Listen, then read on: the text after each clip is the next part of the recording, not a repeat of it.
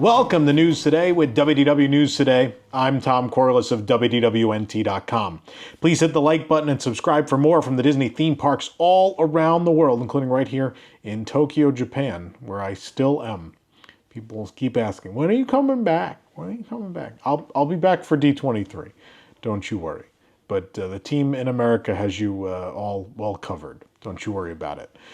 So let's talk about the news for today, which would be June 28th, 2024, the grand opening day of Tiana's Bayou Adventure. And don't worry, we're going to be talking about Tiana very, very shortly. But let's get to our first story, which is something that came out just moments after the last show was released. And a lot of you in the comments sure let us know about it. Just a quick reminder, obviously for news as it happens, WDWNT.com is where you want to be. These shows, you know, it takes time to record them. It takes time to put the script together. It takes time for the editors to edit them and them to be released. So obviously some things happen in that gap that we don't get to. So I hope you understand that you know, the fastest way to bring you the news is still our website and our social media. And then YouTube will follow, you know, not far behind. But international guests visiting the Walt Disney World Resort will not be able to purchase and select Lightning Lane options in advance of their vacations. I'm sure you've all heard this by now, but Disney announced on Tuesday that Genie Plus would be rebranded to Lightning Lane Multi-Pass, and individual Lightning Lane would become Lightning Lane Single Pass starting on July 24th. Well, on that same day, Walt Disney World guests can start purchasing the passes in advance of their trip and select some Lightning Lane experiences. Unfortunately, guests traveling from outside the United States will not be able to purchase Lightning Lane Multi-Pass and Lightning Lane Single Pass until they arrive in the U.S. This means international guests arriving the day before or the first day of their theme park visit won't be able to make selections until that day. Lightning Lane selections will still be available the day of, although could be limited due to guest purchasing and planning in advance. Walt Disney World hotel guests in the United States will be able to purchase and reserve Lightning Lane options 7 days before they arrive. All other guests will be able to make the selections 3 days before. And if international guests happen to arrive in the States during those windows, they can make those advance selections. So obviously it's not ideal. It's not great. And look, I wish, I know people saying like there's anything you could do about it. Like there are things within reason I think news outlets can do or make Disney respond to, right? I think we learned that, you know, closing the Country Bear Jamboree was one of those things. Giving cast members a pay raise, certainly something we could advocate for. I can advocate that they find a solution to this, but I kind of feel like there's some legalese to this. There is some legal reason why they can't do this, is my belief. If that's not the case, shame on them for not thinking of that. I mean, there's plenty of international guests, but my belief is there is some legal restriction transactionally here. So I don't know. So I don't know what we can do. It's unfortunate. It's not great, but in the end, this doesn't seem like, we're just going to hose the guests, which, look, there's been plenty of times where that's been the case. I'm not defending Disney. I'm just saying that I don't think this is a case where there's much we can do to resolve it. That being said, right, this system is in a way a return to form for FastPass Plus. I will tell you, from my experience during FastPass Plus, if this is going to in fact be similar or the same, you'll be able to get stuff day of. Yeah, it's not ideal. I don't know that I believe this is going to ruin your trip, right? Look, if they were telling you that they were going to start doing boarding groups 7 days out and you couldn't book those internationally, that's a real problem, right? Because with boarding groups, that is the only way to ride those attractions. You effectively would be locked out of riding those attractions at all. So it's not that bad, right? All of the things do have a standby line, so it's not like you're going to not be able to do anything you want to do on your trip necessarily. But yeah, I wish there was something I could do. I wish there was something I could say that would point this in the right direction, but my belief is that it's some legal thing, and you know, it's not great. And I feel bad for the international guests, but I will tell you, there's lots of places, lots of Disney parks around the world don't like international guests. It feels like Tokyo Disney definitely being one of them. They make it very hard if you don't speak Japanese or read said language to do a lot of things here. There's a learning curve for sure. But I will tell you, I mean, obviously, if we get to July 24th, we'll let you know if it's easy or not to book things day of, or even within just the 3-day window. And if it's impossible, then, I think we can reassess this situation. And if it's not impossible, then I think it's a minor inconvenience that is just the nature of the beast. But anyway, let us know in the comments how you feel. I'm sure people are going to be mad at me for saying there's nothing I can do, but, I've been doing this for 16 years, and I'm the guy everybody loves to hate. And if you did love me at some point you eventually hate me. That's what history has told us at this point. So, I speak what I feel, and I feel like I don't believe Disney wants to dissuade you from having a benefit because you're an international guest. I think, if anything, it costs them, right? Because there's a direct benefit to you staying on Disney property, that 7-day window. And I'm sure they'd love to sell you a resort room. If I was Disney, I'd want to sell you a resort room. And if you can't take advantage of the 7-day thing, then it's less of a reason for you to book a hotel stay with me, right? So doesn't make a lot of sense on their part either. But let's talk about Tiana's Bayou Adventure today. Of course, the official opening day. I know our team is hard at work out there. Eric is reviewing all of the new Tiana food at the Magic Kingdom, including those new prepackaged snacks like the gummy frogs and all that. So stay tuned. There's going to be a review released on here, video review released on this channel very shortly. As well, there's a new park map featuring Tiana's Bayou Adventure. A bunch of opening day or opening season merchandise was released today. You could read all about that at wdwnt.com. Also, the custodial cast of the Magic Kingdom.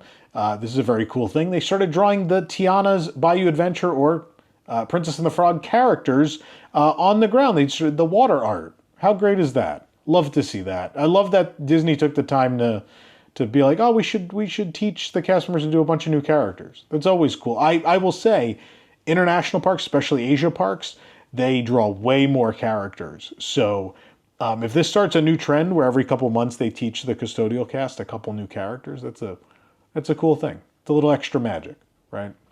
But let's talk about next story, which is that Tiana's Bayou Adventure will not be included in Walt Disney World Hotel guest early entry or extended evening hours. Now, I know some people are going to jump in the comments immediately and say, well, Splash Mountain wasn't either, but my rebuttal to that would be Splash Mountain also was open for 30 years.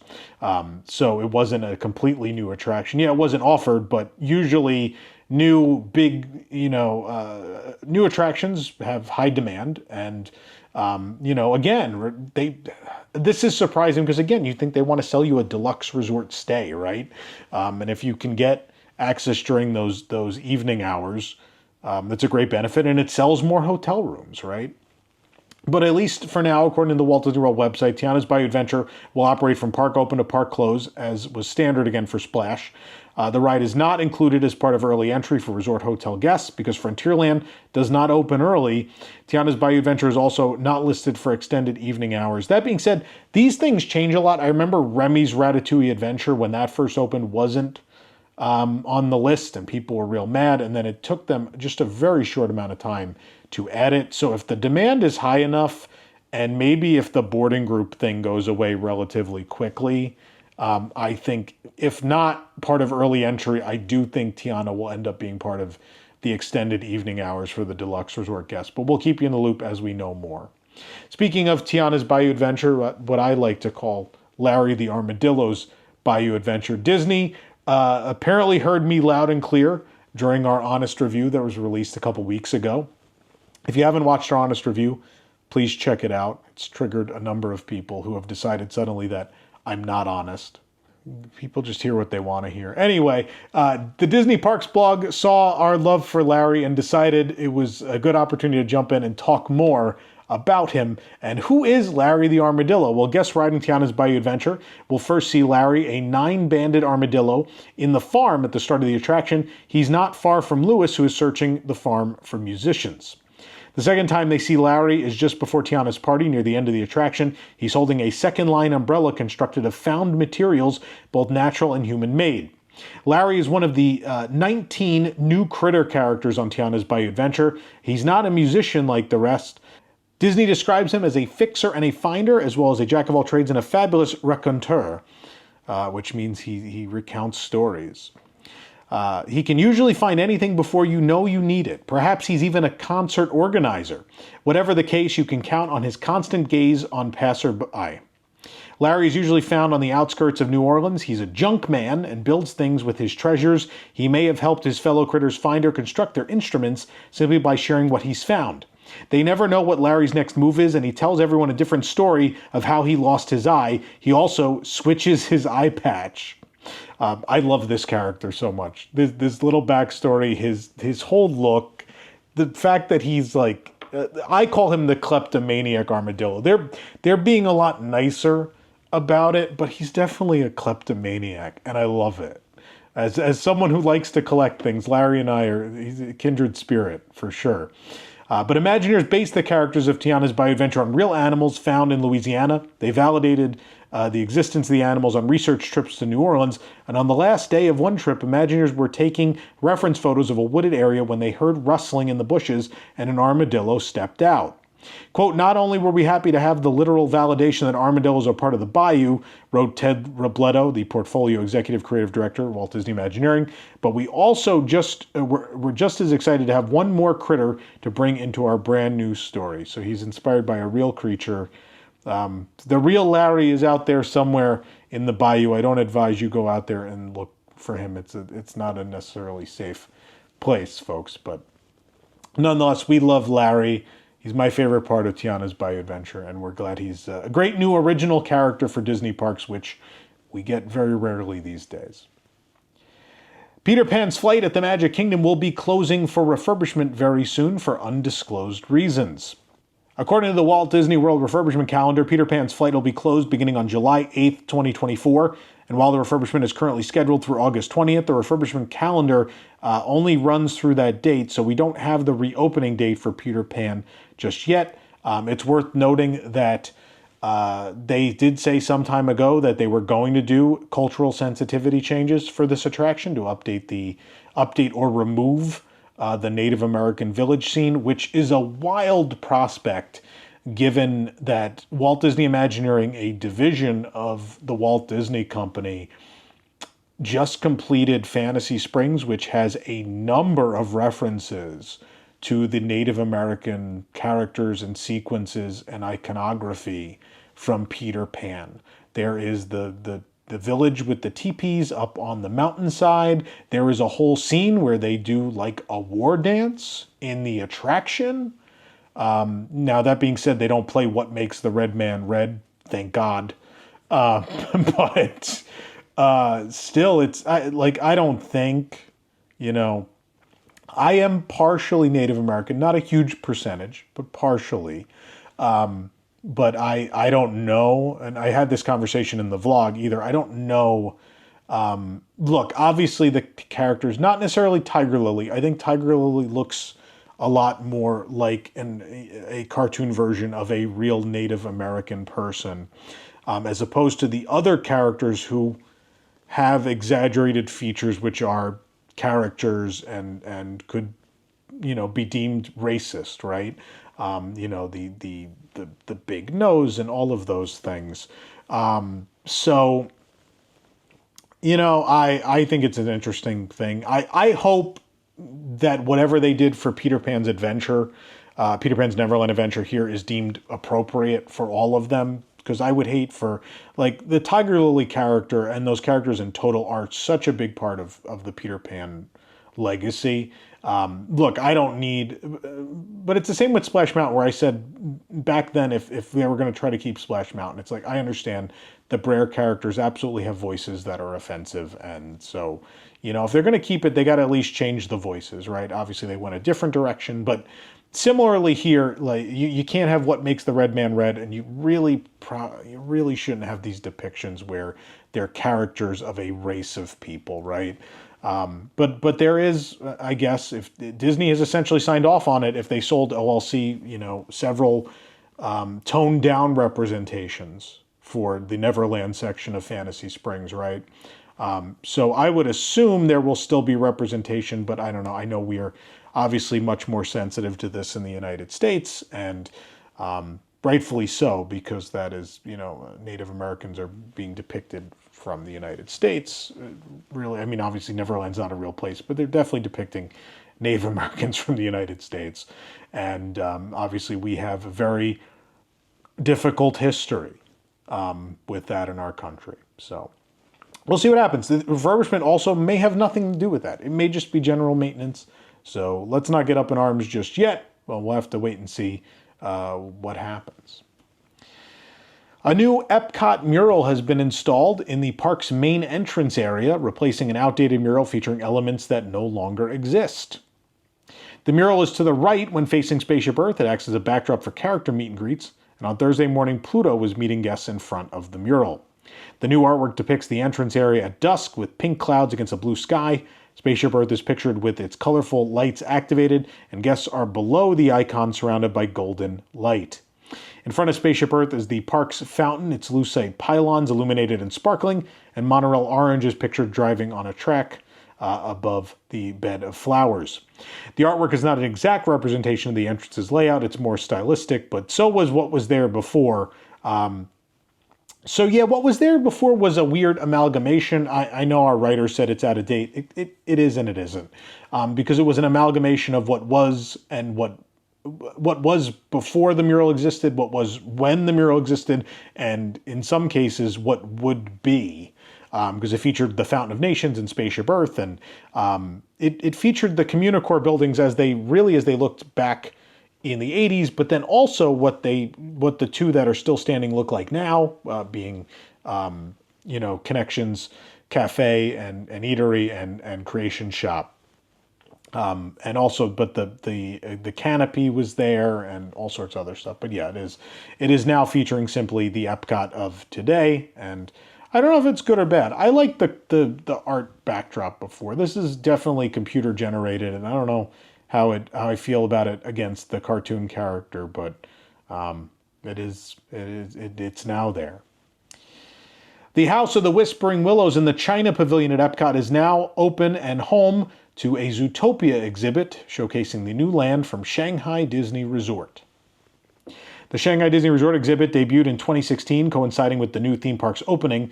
In 2019, the exhibit gained a small Toy Story Land display, but this week it was briefly closed for construction of a new display featuring the Zootopia Land that opened just in December at the park. Of course, each display case represents a different land, theme, or attraction. There's Tomorrowland featuring Tron Light Cycle Power Run. There's a section for Duffy and Friends. A lot of those are the same. But other than the addition of Zootopia, the only display that changed was the Duffy and Friends window. In 2022, the window was decorated to honor the Year of the Tiger. The Duffy and Friends display now showcases the plush characters without special outfits. It just shows the general characters, which obviously are a big part of the Asia parks, for sure, all of them. So makes sense, also makes that window timeless, so they don't have to, unless Duffy gets a new friend soon, they don't have to update it again. But the Camp Discovery artwork and maquettes were removed from the display case to make room for Zootopia. It says, "Welcome to a wild world where anyone can be anything. Mammals big and small are invited to try everything at Shanghai Disney Resort's newest land. Step right into the world of the hit film Zootopia to discover a living and breathing mammal metropolis. Every bit of the vibrant city has been designed to accommodate animals of all species and sizes, from tiny mouse crosswalks to giant elephant park benches and even giraffe-sized cars. With whimsical details, entertainment, merchandise, and an innovative new attraction, Zootopia Hot Pursuit." There's more on these, but I'll let you go read them at wdwnt.com if you're interested. There's concept art pinned to the back wall of the display case, and various props and models are on display. There's also a model of the all-terrain ZPD Cruiser, the ride vehicle for the attraction. The cars resemble wide police vehicles with 2 bench seats for 10 guests. Zootopia Hot Pursuit concept art shows a high-speed car chase, and next to the vehicle is the host costume jacket. Cast members in the unloading area of the ride wear these zip-up blue jackets with purple, orange, and yellow elements. And there's also a model of the Zootopia Land facades. The land includes various buildings along Main Street, that's M-A-N-E. Characters sometimes pop out of the windows to say hi to guests. There is a series of puppet shows that happen, in fact, in the land. But it's very cool to see the model. But they also are showing some of the merchandise. There's a little statue that they are selling. We labeled it as a model, but of course, I religiously look at the merchandise that's coming out at the different parks, so I know this is in fact a big fig you can buy at the park. They also have various plush and other merchandise on display as well. There's also maquettes of figures and animatronics. There's little props of popsicles and such from Jumbo's Cafe. A lot of cool stuff on display for Zootopia. And I can say I have started planning my trip. It looks like we are going to get out to Shanghai to check out Zootopia in the next couple weeks, so stay tuned for that. Knock on wood, that all works out. I have a lot to book and figure out, but I'm working on it. Let's talk about some Walt Disney World hotel discounts. First of all, for Florida residents, they could save up to 20% on rooms at select hotels this fall and holiday season. The offer is valid for most Sunday through Thursday nights from October 6th to November 21st, and most nights from November 24th to December 25th. The offer excludes 3-bedroom villas, deluxe suites, cabins at any resort, and bungalows, and as well the island tower rooms at the Polynesian villas and bungalows, which will be available in this time period. Proof of Florida residency will be required at check-in. There is a full chart of the savings available on our website. I'm not going to spend time reading that for you now. If you're interested in the deal, definitely go read that and see which hotels you can save different amounts at. Now, if you're a Walt Disney World annual pass holder, you can save up to 40% on hotel rooms for stays this fall and holiday season if you book early.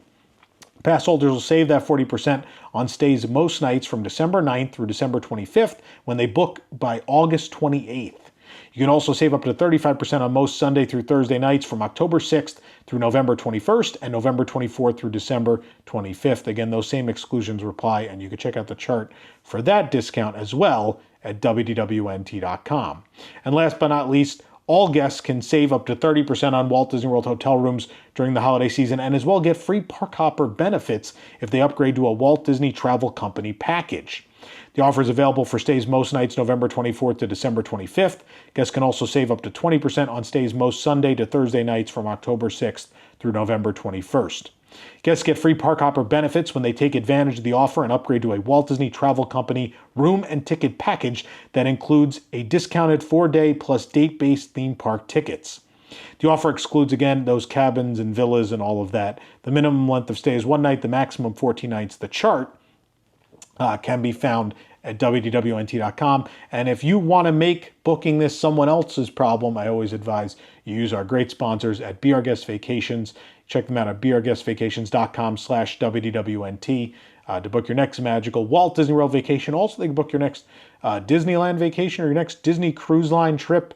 They can book VIP tours, all sorts of great stuff. So check them out today, our great friends at Be Our Guest Vacations. Flavors of Florida, presented by Corksicle, returns to Disney Springs from July 1st through August 11th, 2024, with limited time menu items and a brand new scavenger hunt. Flavors of Florida menu items are available at over 40 Disney Springs locations. Debuting on July 1st is the Sunshine Stroll, a locally brewed orange Pilsner exclusive to Disney Springs, outdoor vending carts, and Jock Lindsay's Hangar Bar. The bar will also have appetizers incorporating the beer. There will be a culinary series hosted by Kroger Delivery, including new pairing events featuring menus specially curated for Flavors of Florida. Details and registration are available on the Disney Springs website. Also new this year is the Discover the Springs Scavenger Hunt activity. Guests can turn in their completed map for a special gift. If you want to check out the full menus, there is a lot of items. Again, check it out at wdwnt.com. Din Tai Fung has officially announced their grand opening date for the Downtown Disney District at the Disneyland Resort. They are going to be officially opening on July 1st, 2024 with their full menu. They have been in a special soft opening period thus far. I do want to give them a shout out. They did host us actually this week. Allie went. There is a video coming. I don't know if it's going to come out today or tomorrow, but there is a video review. I will give you a spoiler alert. She said it was a 10 out of 10, everything they had, and they ordered a lot. So that's really exciting. In fact, I'm so excited that I found out there are Din Tai Fung locations here in Japan, and I think I'm going to go check one out because the menu's the same, and I'm excited to try it. So I'm going to check that out. But yeah, stay tuned. We're going to give you a review of several of the most prominent items from the menu coming up very shortly, both in video form and also at DisneylandNewsToday.com. We're now going to move over to Disney Cruise Line. We're going to talk about the Disney Treasure cruise ship, which of course will have its maiden voyage this December. We will be there to bring it to you, but very excitingly, they started to reveal some of the food menus for the ship and its venues. Plaza de Coco aboard the Disney Treasure will allow guests to enter the town of Santa Cecilia from, of course, Pixar's Coco and enjoy 2 distinct evenings of theatrical entertainment paired with a menu inspired by the film. That is new information. That's 2 distinct evenings. These are longer cruises, so inevitably in the rotation you're going to go twice. Of course, Arendelle. None of the cruises on the Wish have been long enough to require 2 Arendelles. So it's pretty wacky that they're going to be using one of these venues more. But these are longer cruises. But they're going to have the Abuelita Elena Shrimp Diablo with chili chipotle sauce, cilantro, pickled red onion, and toasted birotes. The Chorizo Street Croquettes with chili lime crema, cotija cheese, and cilantro. The blistered poblano pepper stuffed with Oaxaca cheese and green rice. I'm excited about that. It looks great. The red capsicum and green, I hope I'm reading that. I don't even know what that is. And green parsley grilled snapper with fried yuca, refried beans, baby spinach, and pico de gallo. There's pan-seared adobo spiced sea bass with seared scallops, rainbow carrots, spinach, romanesco, peas, and chimichurri sauce. Luisa's pollo asado with citrus chicken, cilantro rice, and serrano tomatillo salsa. Enrique's port wine braised center cut beef short rib with cheddar cheese and green onion red mash and long green beans with crisp shallots. That's for my father, who's very picky. That'll be the thing he gets. They're coming with me on this cruise. Probably a terrible idea. The Mexican chocolate tart with spiced chocolate cream, caramel pecan nuts, and chocolate glaze. There's a warm coconut tres leches with milk-soaked coconut cake, caramel sauce, and dulce de leche ice cream, and a margarita lime cheesecake with sea salt shortbread and raspberry agave margarita coulis. The Scat Cat Lounge, the first ever Aristocats themed lounge, will offer swinging live music, decor nods to the Walt Disney Animation Studios film, and a themed craft cocktail menu. The Creme de la Creme Martini is infused with cognac, chocolate, and a nutmeg topping. The cat drink with clarified bourbon, Amaro, Aperol, and fresh lemon. And the Turkish tea experience is a tea-based cocktail for 2 or more guests with the world's creepiest cat glass. I love it, though. It's great. I love it. Theme is always good. Even if it's creepy, theme is always good. Meanwhile, there'll also be a jumbo suites on the ship, not just in Zootopia Land at Shanghai Disney. They'll have the Judy Hopps carrot cupcake with spiced carrot cake, dollops of lemon frosting, white chocolate cream, and blueberry compote. And Nick Wilde raspberry and cream cupcake with red velvet sponge cake, vanilla frosting, white chocolate creme, raspberry compote, and chocolate decor topping. There's also a paw shortbread sandwich with 2 paw-shaped red velvet shortbread cookies, vanilla frosting, and dulce de leche. Mango leopard cakesicle with lemon fudge cake and a mango chocolate glazed drizzle. Carrot chocolate covered strawberries, these are so cute, with carrot crumble soil and a white chocolate coating. And Zootopia chocolate bark postcards with a distinct character-inspired decoration and flavor combination, including an assortment of dry fruits, nuts, and sprinkles. So that's what we have so far of the menus.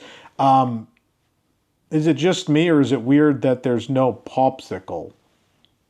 Right? I mean, they're doing the popsicles in Shanghai, but maybe, I know we're not getting a Zootopia Land in Walt Disney World now, but maybe somewhere else in the U.S. that will happen, and they're going to have popsicles, and there was a decision that it shouldn't be also on the cruise line. I don't know. Just a hunch. I don't know anything.